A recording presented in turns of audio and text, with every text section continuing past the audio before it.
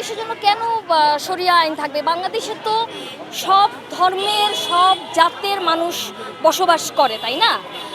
বাংলাদেশে যারা যে মানুষ ধর্মে বিশ্বাস করে তারাও বসবাস করে, যে ধর্মে বিশ্বাস করে না তাদেরও বসবাস করার অধিকার আছে।